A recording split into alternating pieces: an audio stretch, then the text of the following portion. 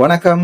Doctor Ramanathan Archuna. இன்றைக்கு 2025ஆம் ஆண்டு September மாதம் 25ஆம் திகதி மிகவும் கவலையோடு ஒரு விடயம்.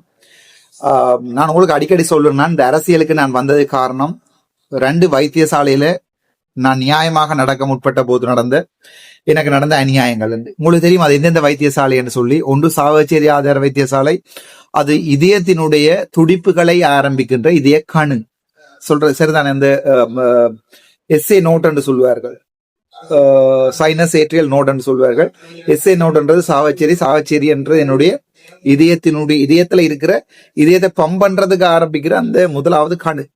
அங்கிருந்தான் இதயத்தை துடிக்கிறதுக்குரிய மின்சாரம் உருவாக்கப்படுற கணு. அது வடமாகாணத்துல சாவச்சேரி என்னுடைய இதயம்.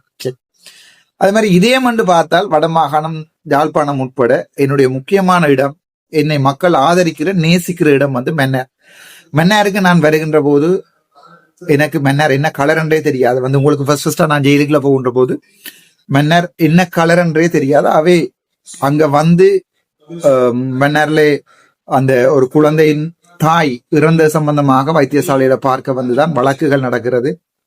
அந்த வழக்குகள் இப்போது மெல்ல மெல்லமாக சாதாரணமாக நடக்கிற விடயங்கள் அப்படியே போகும் என்று நினைக்கிறேன். அவை மன்னார் நான் காதலிக்கிற இடங்கள்ல மன்னாரும் உண்டு. சோ இதுல முக்கியமான விடயம் என்னென்றால், இப்போது மன்னார்ல இருக்கிற ஒரு பெரிய பிரச்சனை காற்றாலைகள் சம்பந்தமான பிரச்சனை. இந்த மன்னார் காற்றாலைகள் சம்பந்தமான பிரச்சனை மன்னார் ஆயர்கள், மன்னார் முஸ்லிம் தலைவர்கள், மன்னார் இந்து தலைவர்கள் முன்னின்று செய்ய வேண்டிய ஒரு பிரச்சனை. இது ஒட்டுமொத்த மன்னார் என்கிற தீவிக்கேயான பிரச்சனை. அங்க எந்த மொழி, கிறிஸ்டியன்ஸுக்கு உரிய பிரச்சனையோ முஸ்லிம்ஸுக்கு உரிய பிரச்சனையோ சிங்களீஸ் இருக்கிறாங்களோ தெரியாது, இந்துக்களுக்குரிய பிரச்சனையோ அல்ல, மன்னார்ல இருக்கிற காற்றாலை பிரச்சனைன்றது இவர்களுக்கு உள்ள பிரச்சனை இல்லை. இந்த பிரச்சனை யாருக்குரிய பிரச்சனைன்னு சொன்னா ஒட்டுமொத்த சமூகம். ஒரு காலத்துல இன்னொரு 20 வருடம் போக மன்னாருடைய இயற்கை வளங்கள் தோண்டப்பட்டு மன்னாருடைய வாழக்கூடிய சூழல், இப்பவே மன்னார் உங்களுக்கு எப்படி வைக்கன்னு தெரியும். சோ வாழக்கூடிய சூழல் மன்னார்ல இருந்து அகற்றப்பட்டு மன்னார்ல இருந்து மக்கள் வெளியேற வேண்டிய நிலைமை இன்னொரு 20 வருடங்கள்ல ஏற்படும். நான் இது தொடர்பாக பெரிய கரிசனை இதுல எடுக்கல என்றால் இதுல பெரிய அரசியல் நடந்து கொண்டு இருக்கிறது. டக்ளஸினுடைய ஒருத்தர், தமிழரசு கட்சியினுடைய ஒருத்தர், இதுக்குள்ள செல்வம் அடக்கநாதன் என்ற ஆக்கள் கொஞ்சம் பேர் இப்படி நாங்கள் தான் இந்த காற்றாலையை எதிர்க்கிறோம் என்று சொல்லி ஒரு பெரிய அடிவாடம் நடக்குது. இதுக்குள்ள செல்வம் அடக்கநாதன் என்னோட நல்ல மாதிரி. தமிழரசு கட்சியையும் நான் சொல்லியிருக்கிறேன், நான் விமர்சிக்க மாட்டேன். ஆகவே இதுல இருக்கிற அந்த குஞ்சு பிறந்தன்கள் ஒருத்தரும் கொமெண்ட் பண்ண தேவையும் இல்லை, குளரவும் தேவையில்லை. இந்த வீடியோ பார்த்துட்டு போகும். என்ன கவலை என்ற, நான் அண்மையில ஒரு நாள் இரவு 6 மணி போல கௌசல்யாவை, நான் ஜாழ்ப்பாணத்துல இருந்து டிராவல் பண்ணுகின்ற போது ஜாழ்ப்பாணத்துல இருந்து கௌசல்யாவை ட்ராப் பண்ணிட்டு அதால ஒரு நைட் போல பாஸ் பண்ணிக்கல. அதுல மரத்துக்கு கீழே இந்த மன்னார் காற்றாலை 38வது நாள் அந்த புத்தகத்துல நான் எழுதியிருக்கிறேன் நினைக்கிறேன். மன்னார் காற்றாலை தொடர்பாக போராடுகிற சிவில் அமைப்புகளை சேர்ந்தவர்கள் ஒரு ஃபாதரோட அதுல இருந்து காய்ச்சி கொண்டு இருந்தது. சோ நான் அதுல காரை நிப்பாட்டி போட்டு என்ன நடக்குது வெளியால கூட ரங்கி போய் கயந்திரபுரம் பொன்னம்பலம் மாதிரி, மன்னிக்க வேண்டும், நான் யாரையுமே பேர் சொல்லி இனிமே கதைக்கிறதா இல்லை, ஒரு அரசியல் கட்சிகள் மாதிரி அதுல போயிருந்து படம் எடுக்கிறதுக்கு நான் விரும்பல. அவை காருக்குள்ள இருந்தபடி கேட்டுனான். நான் முன்னபடியும் பாராளுமன்றத்துல கதைக்க போறேன். என்ன நடக்குது, என்ன செய்ய போறீங்க என்று நான் கேட்டேன். அதற்கு இவர்கள் சொன்னபடியும் 38வது நாள் 50வது நாள் மாபெரும் ஆர்ப்பாட்டமாக கொழும்புல செய்ய போறேன் டாக்டர், உங்களை கூப்பிடுவோம் வாங்குவோன்னு சொல்லி அவங்க கையில பிடிச்சு கொண்டு போய் இதுல ஃபாதர்ஸ் மேரோட நான் இதுல பெரிய ஆர்ப்பாட்டம், இது எடுக்கிற படங்கள் எல்லாம் வெளியால போட வேண்டாம், எனக்கு இந்த அட்வர்டைஸ்மெண்ட் எல்லாம் வேண்டாம், நான் உங்களோட பிரச்சனையை மட்டும் கேட்டுட்டு போறேன். இன்றைக்கு கூட பின்னரம் பாராளுமன்றத்துல கதைக்க போறேன். ஆவே இந்த பின்னரம் நான் இதை கேட்டுட்டு போறேன் என்று சொல்லி சொன்னேன். நான் உங்களுக்கு என்ன நடக்கிறன்றதை நான் பாராளுமன்றத்துல கதைக்கிறேன். அவை அது வரைக்கும் இன்றைக்கு என்ன நடக்கிறதுன்றதை நான் பார்த்துட்டு போறேன்னு சொன்னேன். சோ அதுக்கு கேட்ட போது அவர் சொன்னாங்க, டாக்டர் நான் சொன்னேன் இதுல அரசியல் பிரச்சனைகள் இருக்கு இதுல கணக்கு. இதுக்குள்ள டக்ளஸுடைய சீலனோ அவரோ யாரோ ஆள் டக்ளஸ் நினைக்கிறேன், எனக்கு வடிவா தெரியல. அவருடைய வாய்ஸ் ரெக்கார்டிங்க போறோம், அதை பொதுமக்கள் தீர்மானிக்கட்டும். அதை அவர்கள் அங்கே இருக்கிறார்கள். 2வது தமிழரசு கட்சியின் ஆக்களும் அங்கே இருக்கிறார்கள். வேற சஜித் பிரேமதாசன் கட்சியில இருப்பார்கள் நினைக்கிறேன். அப்படி முஸ்லிம் கட்சிகளை சேர்ந்தவர்கள், ரிசார்ட் பதிவினுடைய ஆக்கள் இருக்கிறார்கள். அவை இங்கே எல்லாருக்கெல்லாம் பிரச்சனை இருக்கு. முஸ்லிம் மக்கள் முன்னின்று நடத்துறார்களா அல்லது தமிழ் மக்கள் முன்னுக்கு நின்று நடத்துறார்களா, யார் என்ன செய்கிறார் என்ற பிரச்சனை அங்கே இருக்கு. ஆகவே நான் சொன்னேன்னா இதுல நான் வந்து தலையிட்டு ஒன்னும் செய்யவில்லை. ஆனா மன்னாருக்காண்டி உண்ணாவிரதம் இருக்கிறால் நான் செய்வேன்.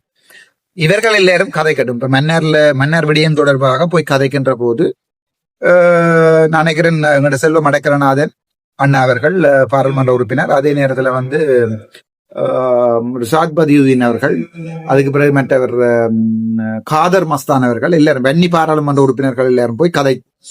அது பிறகு ஒரு அந்த குமார ஜெயக்கடி என்று சொல்லுகின்ற மின் அமைச்சர், மின்சார I don't know minister of power and electricity நினைக்கிறேன், அவர் வந்து கதைச்சு பொதுமக்கள் பேசி, அதுல எங்களோட தம்பி அரவிந்த் அதுல ரெண்டு சிங்களத்துல கதைச்சு பொதுமக்களுடைய எதிர்ப்போட இவர் வெளியேற்றி போனவர். 1 மாத டைம் வந்து கொடுக்கப்பட்டிருந்தது. யாருக்கண்டா இந்த சிவில் அமைப்புகளோட கதைத்து அவர்களுடைய கருத்துக்களை எடுத்துக்கொண்டு மல்டி ஸ்டேக் ஹோல்டர் மீட்டிங் என்று சொல்வார்கள். அதாவது வந்து ஒரு ப்ரொஜெக்ட் ஒன்றை நடத்துகின்ற போது ஸ்டேக் ஹோல்டர்ஸ், அதுக்கு சம்பந்தப்பட்டார்கள், அதுல முக்கியமான ஸ்டேக் ஹோல்டர்ஸ் வந்து பப்ளிக்.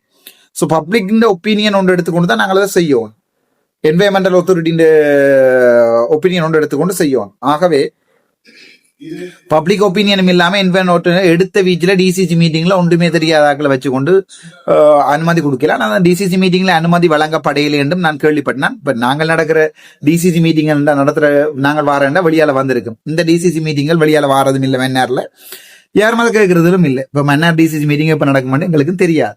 சோ வந்து அதுலயும் பிரச்சனைப்பட்டு அதுலயும் அனுமதி கொடுக்காம, ஆனால் இந்த கண்ட்ராக்ட் கொடுக்கப்பட்டது. மன்னார்ல 2 பிரச்சனை. ஒன்று இந்த கனிய மணல் அகழ்வு, 2வது இந்த காற்றாலை. ஏற்கனவே மன்னார்ல 35 காற்றாலைகள் இருக்குது. ஃபேன்ஸ் விண்மில்ஸ் வந்து 35 இருக்குது. அடிஷனலா 15க்கு மேல விண்மில்ஸ் போடுறதுக்கு இப்ப வெளிக்கிறார்கள். இன்னும் 10 போட்டா இந்த காற்றாலைகள்ல இருக்கிற பெரிய பிரச்சனை சொன்னா அது சுற்றுச்சூழல்ல பெரிய பாதிப்பு ஏற்படுத்தும். அதாவது இதுன்ற இரைச்சல் சத்தம், இது ஏற்படுத்துற அந்த அதாவது ஏ கரண்ட் என்று சொல்வார்கள். அதாவது வந்து என்னன்னு சொல்றது, ஏ கரண்ட் என்று சொல்றது காற்றின் நுழைவு, அந்த தீவுக்குள்ள நுழைவை இது மாற்றக்குள்ள ஒரு பெரிய ஒரு வெப்பத்தை ஒன்று ஏற்படுத்தும். அது ஓசோன் வரைக்கும் பாதிப்பை ஏற்படுத்தும்.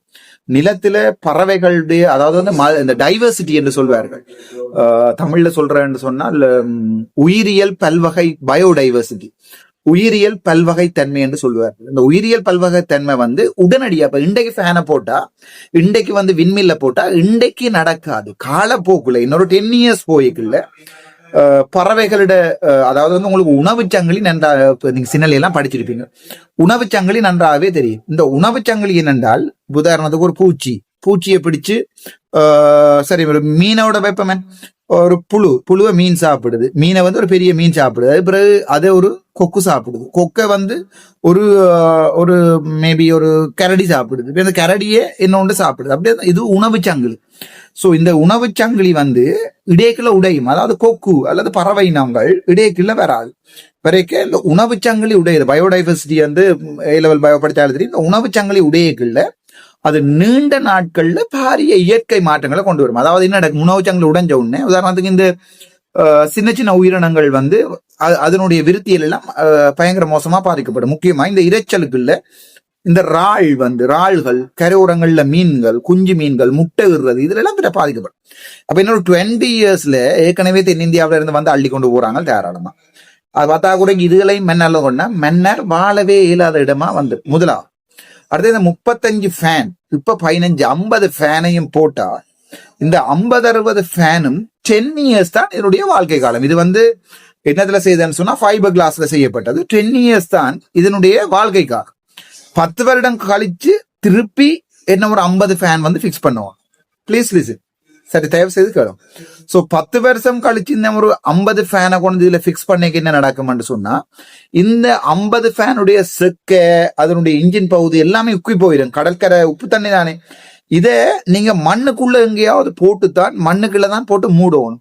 சோ அந்த லேண்ட் ஃபில்லுகள் இந்த செட்டையில போட்டு மூடைகள்ல அங்க உள்ளுக்குள்ள தண்ணி, கடல் அரைப்பு வெறும் அப்படி கணக்க பிரச்சனை சொல்லிக்கொண்டே போகலாம். இதுக்கு வந்து சயின்டிபிக் ஸ்டடி கூகுள் ஸ்காலர்ல விண்மில் இஷ்யூஸ் என்று சொல்லி டைப் பண்ணி பாருங்க, எக்கத்தக்கமான ரிசர்ச் ஆர்டிகிள்ஸ் அங்கும். சோ இவை எல்லாமே யோசிக்காம இப்ப இதை கொண்டு போய் நீங்க கொழும்புல செய்யல. கொழும்புல கரையோரத்துல இருக்கிற வெள்ளவத்துல கொண்டு வந்து விண்மீன்ல போட்டுங்க மேலும் பண்ண துளைப்பானுகள் அடிச்சே கூட செய்வானுங்க. புத்தளத்துல கொண்டே போட்டுங்க அல்லது புத்தளத்துக்கு மேல கொண்டே கூட்டு நிகம்பூல போ அங்க குழு அங்க கொளுந்தி போடுவாங்க. ஆகவே மன்னார் மாதிரி ஏழைகள் வாயில்லா பூச்சிகள் இருக்கிற இடங்கள்ல தான் இந்த மாதிரியான செயற்திட்டத்தை இந்தியா என்ற அடிப்படையில கொண்டு இலங்கை செய்து கொண்டிருக்கு. இதை தடுக்கணும். நான் இதை தடுக்கணும், இங்க மன்னேர பாதுகாக்கணும். இதுல இருந்து அடிப்படையும் இல்லை. இங்க மதமோ இல்லை, இங்க முஸ்லீமோ, இங்க தமிழோ, இங்க சிங்களமோ, இங்க அதெல்லாம் இல்லை. இங்க பொறுத்த வரைக்கும் இது ஒரு மன்னார் தீவுக்கே பிரச்சனை. மன்னார் தீவு ஆட்டி என்று சொல்லி இந்த 3 இனமும் இங்க அடிபட்டு கொண்டு கேதீஸ்வரத்தின் வாசலுக்கு ஒரு வழக்கு, முஸ்லீம் பள்ளி வாசலுக்கு ஒரு வழக்கு, திருப்பி இங்க சர்ச் ஃபாதர்ஸ் மேரோட ஒரு வழக்கு, இவங்களுக்கு அடிபாடன் நிக்கைகள்ல அரசாங்கம் அதை பாவிச்சு மெல்லமா மன்னேற சவக்காடா மாத்தி கொண்டு இருக்குது. அதான் உண்மை. அதுல அந்த அதை எதிர்த்து போராடுறதுக்குள்ள இந்த கட்சி இதை செஞ்சதா இந்த கட்சி இதை செஞ்சதான்னு ஒரு பெரிய அடிபாடு. அதுக்கு ஒரு நல்ல உதாரணம் உண்டு. இப்ப நான் அண்மையில ஒரு இந்த ஃபேஸ்புக்ல பார்த்தேன்னா இந்த வாய்ஸ் ரெக்கார்டிங்க பாருங்க. ஒரு தம்பி விச்சுக்குட்டு சொன்ன கருத்துல நானும் உடன்படுறேன். ஏனெண்டா போராட்டத்துல சொன்னது அப்படித்தான். வெளிப்படைத்தன்மையெல்லாம் போராட்டம் நடத்துறது சிலாக்கள் இதுல அரசியல் பண்ற மாதிரி போகும். நான் ஓப்பனா சொல்றேன், எனக்கு இதுல நான் யாரோடையும் பயக்க வேண்டிய அவசியம் இல்லை. நான் யாருக்கும் பொய்யா இருக்கையில போராட்டம் ஆரம்பத்தில் தொடக்கைக்குள்ள சீலன் போன ஆக்கள் சொன்னது அம்மாலட்சி மேல சத்தியமா, அல்லா மேல சத்தியமா, மடுமாதம் மேல சத்தியமா, நாங்கள் அரசியல் இல்லை மக்களுக்கு நிக்கிறோம்னு சொல்லி போட்டு இப்ப பப்ளிக்கா எல்லாருக்கும் தெரியக்கூடிய மாதிரி பக்கா அரசியல் பண்ணி கொண்டு இருக்கிறார். இதை நான் மென்மையாக கண்டிக்கிறேன். என்னன்னு சொன்னா, நாங்க மக்களுக்கு சொன்ன வாக்குறுதிக்கு ஏற்ப நான் அரசியல் இருக்கிறேன், அரச உறுப்பினராக இருக்கிறேன், நான் பொய் சொல்ல இல்லாது. அதால முதல் நாள் தொடக்கம் இன்று வரைக்கும் இந்த போராட்டத்துக்கு நான் நிற்கிறேன் பக்கபலமா. அடுத்து வந்து மாகாசடைகளுக்கு உறுதுணையா இன்று வரைக்கும் நான் என்ற பங்களிப்பை செய்து கொண்டிருக்கிறேன். ஆனா நான் முன்னுக்கு வரையில்லை. என்னன்னா, நான் அரசியல் இருக்கிறேன். அரசியல் ஜெயம்பூர்த்தி எந்த ஒரு சந்தர்ப்பத்திலும் இந்த போராட்டத்தை யாரும் கொச்சப்படுத்தக்கூடாது. நான் மிக கவனமா இருக்கிறேன். அண்மையில் அந்த கர்த்தால் பிரச்சனை அப்புறம் நான் இதுல அவ்வளவா ஈடுபடுறேன் இல்லைண்டா. அதுல நான் என்ன பப்ளிக்கா அரசியல் செய்யணும்னு சொன்னபடியால நான் இதில் அதுக்கு பிறகு இதுல இருந்து நான் அந்த முன்னுக்கு வர இருக்கிற எல்லாத்தையும் நான் குறைச்சு கொண்டே வந்துட்டேன். நான் ஏன்னா நான் மக்களுக்கு வாக்குறுதி கொடுத்துருக்கேன். என்ன எக்காரணத்திலையும் இந்த போராட்டத்தில் நான் அரசியல் ஆக மாட்டேன். ஆனா இன்றைக்கு நான் சொல்ல வேண்டிய கட்டாயமாக சொல்றேன். இந்த சீலன் போய் நகரசபை தவிசாளர் ரூமுக்கு போய் அவரை வீடியோ எடுத்து அதை ஷேர் பண்ணி தான் பக்க அரசியல் செய்யறத காட்டிட்டார். ஏன்னா கொஞ்ச நாளா அவர் சார்ந்தாக்கள பங்களிப்புகள் முன்னுக்கு வர்றது, அவங்களோட போட்டோக்கள் வர்றது எல்லாம் கடுமையா இருக்குது. அதை அவங்களோட தனிப்பட்ட இதில் பயன்படுத்திக்கொண்டும் போராட்டத்தை எக்காரணம் கொண்டும் யாரும் தங்களோட தனிப்பட்ட நலனுக்காக பயன்படுத்துற நான் நன்மையாக கண்டிக்கிறேன். இன்று வரைக்கும் நான் உண்மையா இருக்கிறேன். இப்ப இதுலயே இதே நிலை தொடர்ந்து திருப்பியும் சிலர் மாதிரியாக்கிற அரசியல் நாடகம் அரசியல் குத்தாதான் இந்த போராட்டம் போகுமா இருந்தா இப்பயே சொல்றேன், நான் அந்த பக்கமும் பெற மாட்டேன். ஏன்னா நான் எந்த ஒரு சந்தர்ப்பத்திலையும் யாருக்கும் பொய்யா இருக்க விரும்பல. நான் சொன்ன வாக்க நான் காப்பாற்றணும். அதே நேரம் எந்த பங்களிப்பு போராட்டத்துக்கு 100% இருக்கும். நான் அங்க வந்துதான் கொடுக்கணும் இல்லை, இப்பயும் இருக்கும். இப்படி இந்த கிழமை பார்ப்பேன். இந்த கிழமை இந்த அரசியல் கூத்து சில நாட்கள் 3 கூத்து காட்டுற நடக்குமா இருந்தா நான் முன்னா ஓப்பனா தான் சொல்றேன். நடக்குமா இருந்தா என்ற உள்ள கணக்கு வழக்கு இல்லாத நீட்டா மகஸ்வாதரை ஒப்படைச்சிட்டு நான் ஒதுங்கிடுவான். அந்த பக்கம் பெற மாட்டேன். ஆனா எந்த சப்போர்ட் இருக்கும். என்னால் என்ன உதவி செய்யலுமோ அதை நான் செய்து கொண்டிருப்பேன் போராட்டத்துக்கு. ஏனென்றால் 1 வருஷம் இல்லை, 1 மாசம் இல்லை, 1 வருஷம் இல்லை, 10 வருஷம் சொன்னா நான் போராட்டத்தோட எந்த பங்களிப்பு இருக்கும். அதை விட்டு போக மாட்டேன். ஆனா பொய்யா இருக்குன்னு நான் நடிக்க மாட்டேன். அது என்ற உண்மை. யாரா இருந்தாலும் பிள்ளையண்டா பிள்ளைய மோதும்னு சொல்லுவேன். பொய்யா நடிக்க மாட்டேன். மக்களுக்கு நான் இந்த போராட்டத்தில் நான் எந்த வித அரசியலையும் கலந்துக்க மாட்டேன், அரசியல் சாயம் பூச மாட்டேன்னு சொல்லி தான் வந்தான். அதனால நான் இன்று வரைக்கும் பின்னுக்கு தான் நிற்கிறேன். எப்பயுமே நான் முன்னுக்கு வந்துட்டதில்லை, என்ன அரசியல்வாதியை காட்டி கொண்டுறதில்லை. பின்னுக்கு நிற்கிறது காரணமும் அதுதான். ஆனா இவங்க இப்படி செய்து இன்றைக்கு இந்த ஒரு பட்சமா நடந்து கொண்ட விஷயம் என்னால் வன்மையாக கண்டிக்கிறேன். நான் என்ன இந்த வேலை செய்திருக்க கூடாது. இந்த அரசியல் உண்மையா நிற்கிறேன், போராட்டத்தில் உண்மையா நிற்கிறேன்னு சொன்னவன் இந்த வேலை பார்த்துக்க கூடாது. பக்காவா தெரியுது அவர் அரசியலுக்காக எங்கட இதை பயன்படுத்துறேன். இனி எந்த ஒரு சந்தர்ப்பத்தில் அவர் முன்னுக்கு நின்று பேசவோ முன்னுக்கு நிற்கிற குரல் கொடுக்கறதையும் நான் ஏற்றுக்கொள்ள மாட்டேன். அது அரசியல் சார்பட்ட இந்த நுரோஜ மாதிரி, ஜசோ மாதிரி, மற்ற அனிதா மாதிரி, அவன் அஜய் ஆக்கள் மாதிரி பொடியில் இருக்கிறாங்க. அவங்க அதை போராட்டத்தை முன்னுக்கு கொண்டு ஓட்டும். மற்றபடி சம்பந்தப்பட்டார்கள் பின்னுக்கு நிற்கிறதான் நல்ல மட்டும் எனக்கு படுது. என்னோட இதுக்கு பிறகு அவர் முன்னுக்கு நிற்கிறார், நான் கடைசி வரைக்கும் நான் ஏற்றுக்கொள்ள மாட்டேன் போராட்டம். அப்படி இல்லை அவர் நீ பேர் நீங்க பிள்ளைண்ட யாராவது சொல்லுவீங்களா தான் நானும் அந்த இடத்துல எனக்கண்ணும் சுய கௌரவம் இருக்கு. நான் பொய்யா அவரோட நடிக்க இல்லாது. நான் பொய் உண்மை சொல்லி இருக்கிறேன் உங்கள்கிட்ட. நான் இந்த போராட்டம் இந்த ஒரு சந்தர்ப்பத்தில் இந்த போராட்டம் தான் அரசியலாக மாட்டேன். அப்ப நான் நீங்கள் இதில் நிக்கிறவங்களை அரசியலாக்குறத நீங்க ஏற்றுக்கொள்வீங்களா இருந்தா நான் அந்த பக்கம் பெற மாட்டேன். நான் விலதி கொள்றேன். என்ன நான் அரசியல் செய்கிறேன். என் அரசியல் நான் என்ன நகரசபை உறுப்பினர். நான் பொய் சொல்லி இல்லாத உங்கள்கிட்ட. நான் நகரசபை உறுப்பினர், நான் அரசியல்வாதி இருந்து நான் அரசியல் செய்யலன்னு வந்து முன்னுக்கு ரெண்டு கூத்து கூட இல்லாது. அதுக்கு நான் உண்மையா இருக்கிறேன். நான் எப்பயுமே சொன்ன சொல்லுக்கும் மக்களுக்கும் நான் உண்மையா இருக்கிறேன். அதை கடைசி வரையும் காப்பாற்றணும்னு நினைக்கிறேன்.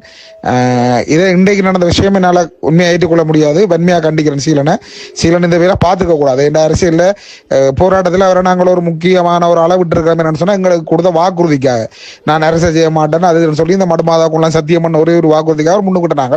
ஆனால் அவர் அதை கொச்சப்படுத்திட்டார். எந்த ஒரு சந்தர்ப்பத்திலும் இந்த மக்கள்கிட்ட இந்த தூய போராட்டத்தை கொச்சப்படுத்துறதை நான் ஏற்றுக்கொள்ள மாட்டேன்.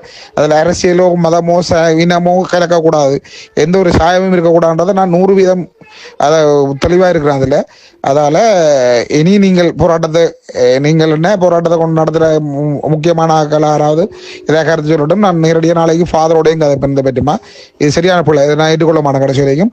இனி சீலன் முன்னுக்கு வர்றது அப்படி இல்லாட்டி சீலன் பகிரங்கமாக மன்னிப்பு கேட்டு போட்டுது அதில் நீ கேட்டும். நீங்க அங்க பக்கம் வர்றதும் வராதும் கூட பிரச்சனை பிரசாந்த் தானே, அது எனக்கு அவசியம் இல்லை.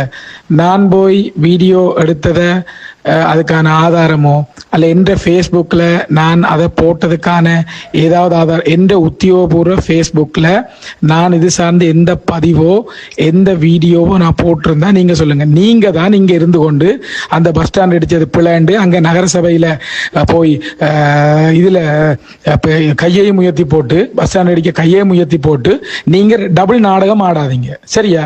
என்னைய நான் உங்களை கேட்டீங்க ஆர்ப்பாட்டம் கொண்ட எந்த தேவையும் இல்லை. நான் மன்னாரை நேசிக்கிறேன். நான் அந்த ஆர்ப்பாட்டத்துக்கு வருவேன், பங்கு பெற்றுவேன். அது எந்த விருப்பம்.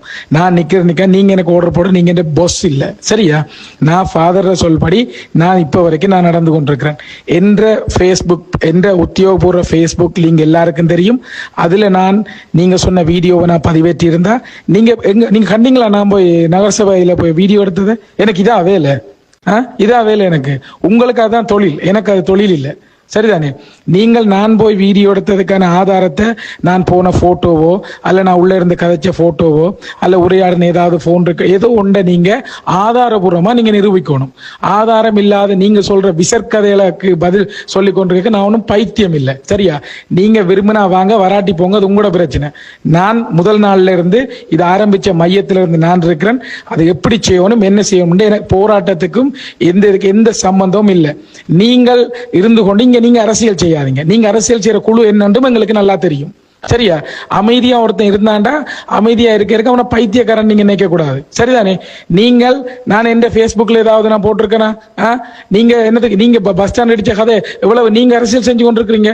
போய் துண்டு பிரசுரம் கொடுக்குறீங்க ரோட்டா சும்மா போய் இந்த கடைக்காரங்களோட சண்டை பிடிக்கிறீங்க. ரோட்டா துண்டு பிரசுரம் என்னத்துக்கு கொடுக்குறீங்க? கருத்தாளுக்கு கடையை போட்டு சுமந்திரன் அறிவிச்ச கருத்தாளுக்கு நீங்களா இங்க தூது? எனக்கும் கதைக்க நிறைய இருக்குது சரிதானே.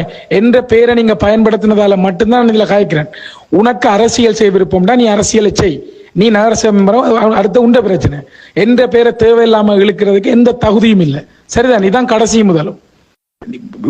நான் இந்த குழுவில் நான் மரியாதையா கௌரவமா கண்ணியமான முறையில நான் இருக்கிறேன் சரிதானே. என்ற பேர் சொல்லி என் மீது குற்றஞ்சாட்டு உமக்கு எந்த தகுதியும் இல்லை சரிதானே. இதை கருத்துல கொள்ளும். இதை நீங்க பாத்துருக்கீங்க. சோ இந்த வாய்ஸ் ரெக்கார்டிங்ல தெளிவா இவங்களுக்குள்ளேயே அடிபாடு ஒன்று ஆரம்பிக்கப்பட்டுன்றது தெளிவா காட்டுப்படுது. இதுல சீலன் என்றப்படுவர் மற்றவற்ற பேர் என்ன தெரியல. ஆனா சீலன் என்றவர் யாரண்டா எனக்கு நல்லா இவர் வந்து ஒரு ஒட்டுக்குழுக்களோட நின்ற ஒரு ஆள். இவருக்கு வேலையே தான் இது ஒரு லைவ் எல்லாம் போடுவார். தான் எல்லாத்தையும் இவர் ஒரு நகரசபை உறுப்பினரோ என்னவோ தெரியாது. அதுவும் இல்லை. இந்த உங்களுக்கு நல்லாவே தெரியும். இந்த நான் மன்னாருக்கு வந்து ஒரு வைத்தியரா சிறப்பிடிக்கப்பட்டு சிறைக்குள்ள போயிட்டு 5 நாள்ல வெளியால வரைக்கும் இவரும் அதே மாதிரி செய்யணும். உங்களுக்கு தெரியும் அந்த வைத்தியர் ஒருவர் இருந்தார், என்ன பேர் அவருக்குன்னு. மன்னாருக்கு முன்னால் ஒரு பேனர் ஒன்றை கட்டி போட்டு உண்ணாவிரதம் இருக்க போறோம் இருந்தாரு, ஞாபகம் இல்லை. இளங்குமரன் இது ஒரு பேர் உண்டு, பேர் ஞாபகம் இல்லை. யாராவது தெரிஞ்சா கமெண்ட் பண்ணுங்க கீழே. அவரோட இவரும் வந்து போய் திருப்பி வவுனியாவுல ஒரு சிசு கொலை ஒன்று நடந்த உடனே ஒரு போஸ்ட்மார்ட்டம் டெத் ஒன்று வந்த உடனே போய் கத்தி குளறி எல்லாத்தையுமே நான் வவுனியா போறதுக்கு இருந்தேன். கத்தி குளறி எல்லாத்தையும் குழப்பினது இந்த சீலன் தான். இப்ப திட்டமிட்ட ரீதியில இவனுக்கு யாரு காசு கொடுத்தாங்களோ இல்லாடி இவன் தானாவே செய்யறானா இல்லாடி வேற எதுவும் பிரச்சனையா ஆண்டவனு தான் தெரியும். இப்ப திருப்பி இந்த மன்னார் பிரச்சனையே இவங்களுக்கு அடிபட்டு குழப்ப வலிக்கிட்டாங்க. சோ இதை நான் எங்க போய் கதைக்கிறது, யாருக்கு போய் முன்னறது? ஃபாதர் மேரும் பள்ளிவாசல் தலைவர் மேரும் இந்து குரு மேரும் உங்களுடைய மன்னாருக்கு ஏதாவது செய்ய வேணுமென்று அதை நான் ஒரு அரசியல் இல்லாம செய்ய வேணும்னு நினைத்தால் என்னை கேட்டால் நான் அது தொடர்பாக நீங்கள் மூன்று இனம் தலைவர்களும் ஒற்றுமைப்படும் இல்லாம செய்யலாம். எல்லாருமா சேர்ந்து ஒரு மீட்டிங் கொண்டு போட்டு செய்வோம் என்றால் நான் மிகவும் ஆவலோட இருக்கிறேன்.